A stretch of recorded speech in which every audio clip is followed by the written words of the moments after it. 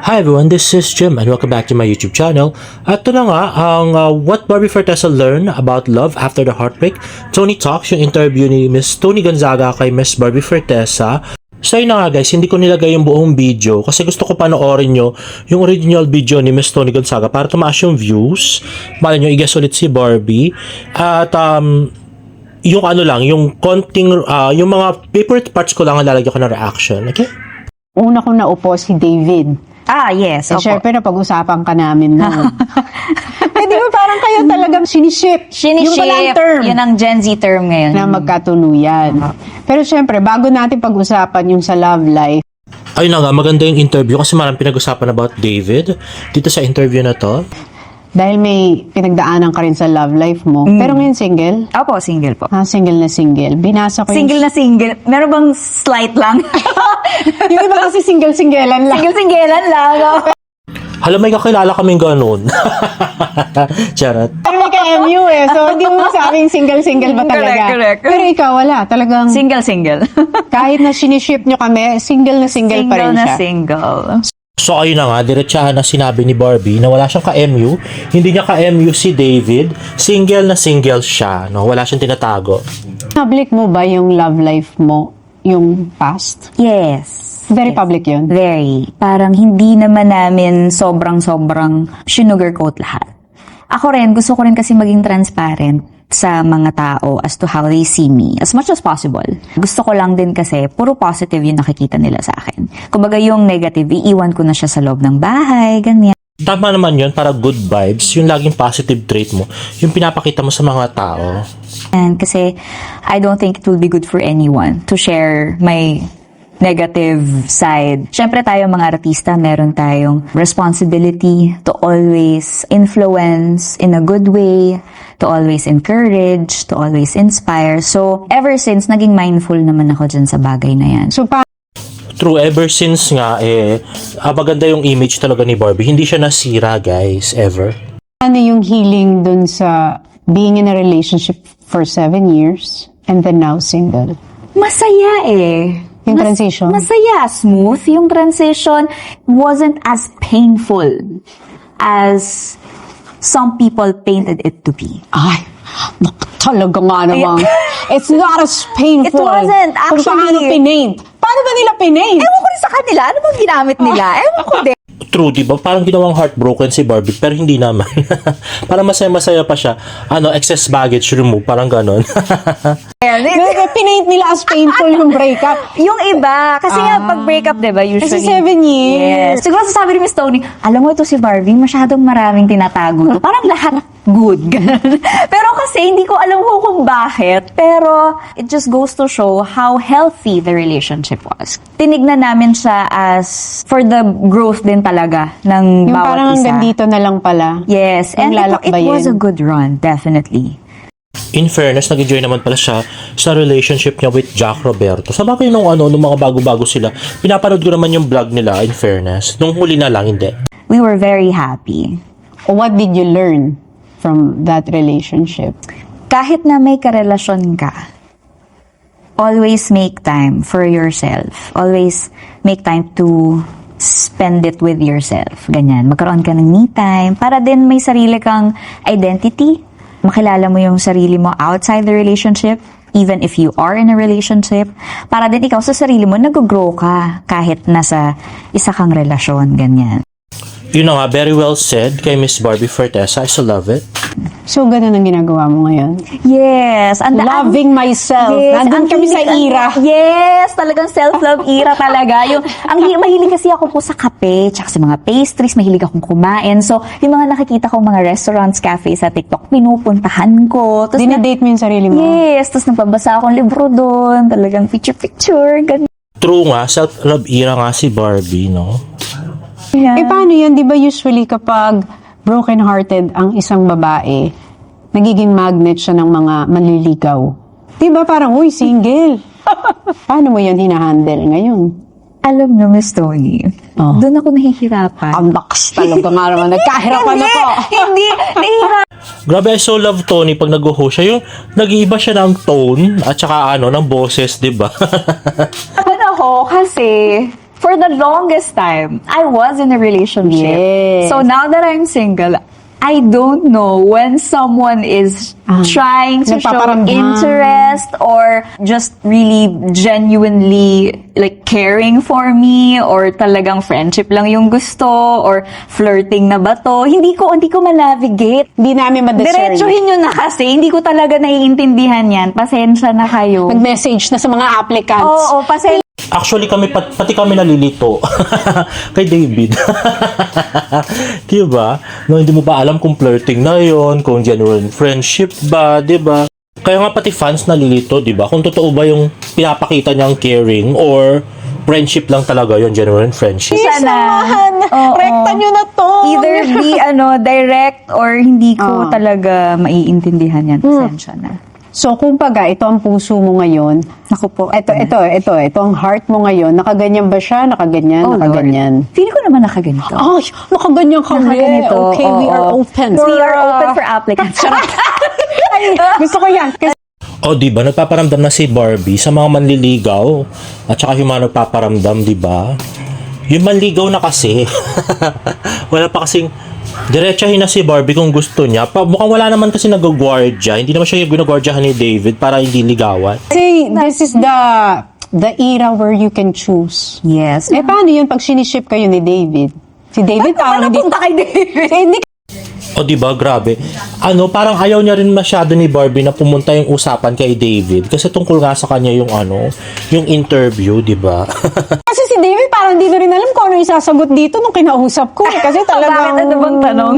Nagkanda pawis-pawis na lang din siya eh. Yun nga, nahihirapan din siya na may pressure kapag may nagsiship sa inyong dalawa. It's still really all about you being ready or not. Ganyan. The maturity of Barbie. Yeah. Talaga nga naman. O, diba? Medyo parinig. Kasi parang hindi pa nga ready si David para ligawan si Barbie. Mga ganun ba yun? Hindi nga nililigawan, diba? Kasi nga may iba. Mga Yun. wisdom na. Yes. When it comes to relationship. Ay, galing kami sa 7 years. Ang dami na namin alam natutunan. ko na yan. Oo, tsaka galing ako sa 7 years, hindi naman para mag-talking stage pa. Kung ayaw, ayaw. Ayaw! Oo, Kiss! Next! Next. Thank you, Thank next. you, next. Ang True, galing nga naman si Barbie sa 7 years relationship. So, kung ayaw ni David, ayaw. Kiss. Next manliligaw. Wag na si David, ganun. lalaki, dapat siya ang gagawa ng first move. Yun. To show the interest sa babae. So, talagang nag-serve na lang siya ng ganun. Ayun. So, David, parang alam mo na yung Cheers. sinabi. Diba? Cheers. Cheers. Alam mo na yun.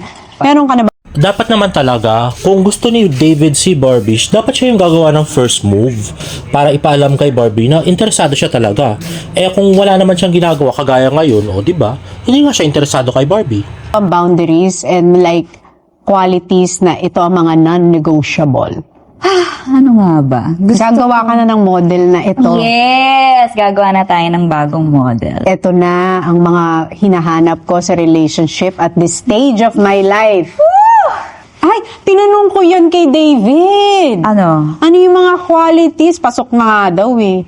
Chinita na hindi chinita, nahirapan din kami doon. Ano naman yung chinita na hindi chinita? Tinawag mo pa chinita, David. So, mga In all fairness, pasok nga si Barbie doon sa chinitang hindi chinita, di ba? Grabe. tao. Kasi Barbie yan, kasi malaki mata niya. Pero chinita siya pag tumawa. Pwede, diba? pwede pag tumatawa. Kaya pasok ka nga daw sa mga qualifications. So, nagbigay na si David ng qualifications. Ikaw naman. Actually, parang medyo pasok din si Alex doon kasi nga malaki yung mata. Out muna si David, pero as Oo nga, Barbie. in general. In general, what are you looking for? Physical muna. Okay, so physical na hinahanap ng isang single na Barbie. Gusto ko malakas ang dating. Saan dating? Halaga nga naman. So regardless kung like sobrang gwapo or ganyan. Kasi may mga alam ko yung sinasabi mo diba? yung may arrive. Yes, meron. Oo. At saka on time umarrive. On time umarrive. Huwag mo kaming Wag naman sana paghihintayin. late. Oo. Naku, pasok sana doon sa malakas ang dating, kaya lang hindi on time umarrive to kasi bagsak na sa number 2. Huwag ka baka late dyan. Oo. Tapos gusto ko palaging mabango. Mabango. Magpisik-pisik na kayo ng mga pagbango. Pisik-pisik na. Pagdadaanan niyo si Barbie. Okay. Tapos, gusto ko clean looking. Mukhang Prince Charming, ganyan. Yun Mukhang na. Disney Prince. Mga ngarap na rin lang naman tayo, di ba? May magsiset na rin lang tayo ng type. Eto In all fairness, no, pasok di nga si David do sa mga ano, di ba? Clean looking, mukhang Prince Charming, at saka mabango. na tayo sa qualities ng personality, ng ugali. Gusto ko masarap kasama, masayang kausap, sensible, empathetic, may sense of humor. Parehas kami ng humor, ganyan. Kasi feeling ko pag ganun, hindi kami maubusan ng pag-uusapan. O in fairness, pasok din si David doon sensible kausap, pareho sila ng sense of humor, empathetic, di ba? And gusto ko goal-oriented. Gusto ko family-oriented. Stable. I mean, hindi naman na siguro kalabisan yon kasi 27 na ako. Gusto naman natin ng financially stable sa buhay, di ba? O in fairness, pasok din si David doon goal-oriented, family-oriented, at saka stable, di ba? Financially. I mean, not that hindi ko kaya. Gusto ko lang din kaya niya. Para Kaya mong tumayo at kaya rin niyang tumayo ng kanya. Kasi as a breadwinner, di ba? Yes. Ako, alam ko na patunayan ko na kaya ko na. So, sana kaya din ng magiging future. Kasi, syempre, pag nagka-family, ganyan, you want to share the responsibilities, ganyan. Yun. Tapos, Tama naman yun. Sabi nga ni Miss Rufa Gutierrez, date someone who is more successful than you. Kasi nga, si Barbie hardworking. At saka at saka achiever din siya. So, dapat ganun din yung magiging husband niya. siguro bonus yung ano. Kasi nga, gusto ko malakas yung dating. Yung magaling sumyaw. Yung pag ganyan-ganyan. Naaral na silang sumayaw ngayon. Okay, Diba? magaling sumayaw. Nako, Yun lang, medyo bagsak tayo doon kay David kasi hindi siya talaga marunong sumayaw. So parang si Jack Roberto nga yung mga galaw na pinapakita ni Barbie. Yun lang nga, yung ibang katangian ay wala kay Jack. Katulad yung financially stable, hindi po siya. Hindi ba yung mga magagaling sumayaw dyan? Kitilatisin na nila Pero dyan. bonus yun. Bonus pala yun. Bonus Sorry. lang. Kahit di ka magaling, Oo, pasok kung ka pa anak rin. lang talaga ako ni Lord, ganyan, at ibibigay sa akin, why not naman? Pero di ba sometimes, Ayun naman pala, hindi naman pala required yung magaling sumayaw. Bonus lang yun. alam mo, totoo yun. Kung ano yung sinasabi mo out loud, Minamanifest. para daw yung pumasok ka sa restaurant, if you order the Caesar salad, syempre, ibibigay sa'yo ng waiter ay Caesar salad. Correct. Kung anong in-order mo, yun ang ibibigay sa'yo. Yun, parang nalilate yung order, no? Tagal lutuin! Tagal! Woo! Tagal! Ayun na nga, mabagal nga daw. Hinintay nga ni Barbie yung manliligaw. Mabagal. Hindi man gumagalaw, di ba? Wala mang ginagawa para ligawan siya. Dream role. Or Dream role, gusto kong maging serial killer. Ayan. Mahilig ako sa mga... Nahilig ka rin sa mga ganun. Mga crime, mga criminal psychology, forensic psychology, ganyan. Isa rin yan sa mga pangarap ko. Pero suntok sa buwan na lang yun, maging forensic psychologist. Ayun na nga, dream role nga ni Barbie ang maging serial killer. Uy, kasi psychology student ka. Yes. So, alam mo yung vulnerability and going inside your emotions, parang mas pabor sa'yo dito sa trabaho mo. Yes. Kasi mas malalim ang aking understanding towards my character and also yung mga tao na nakapaligid dun sa character na yun. Kaya mas Ayun na nga, so sa mga nagsasabing psychology graduate si Barbie, hindi po. Psychology student lang siya, naka third year college po siya, guys. Paano kapag may pinagdadaanan ka on a personal level? Nangyari na yon. ipe-play po natin ang I Can Do It With a Broken Heart by Taylor Swift. I've been hitting my marks. I can do it with a broken heart. Ganon. Ganun pala ang mga nangyayari. Walang nakakalam nun sa set. Kahit Ayun na nga, so hindi nga ina-announce ni Barbie pag broken-hearted siya or may problema. Talagang mag-music na lang siya. durog na durog Kahit inside. team ko, nagulat na lang din sila nung pinost ko. Ha? May ganyan ka pala! Kasi hindi nila alam. Paano mo naiiwalay? It's the Leo in me.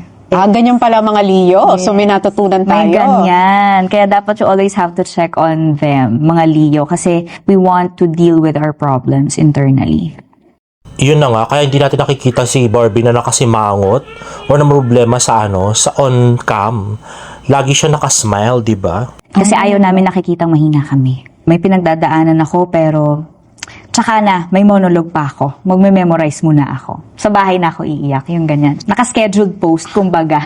Schedule lang iyak. Naka-schedule lang Uy, iyak. skill yan. Hindi lahat kayang gawin yan, lalo na ang babae because women are emotional. Yes, that's We how are True naman, very emotional nga ang girls. So mahirap kang gawin yung yung hindi mo agad i-show yung emotions mo, di ba?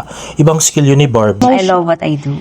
I always arrive 1 hour before the call time. No matter how far, no matter how tired I am from my previous work, I arrive prepared. I know what I'm gonna do. Pinararamdam ko talaga yung presence ko sa set.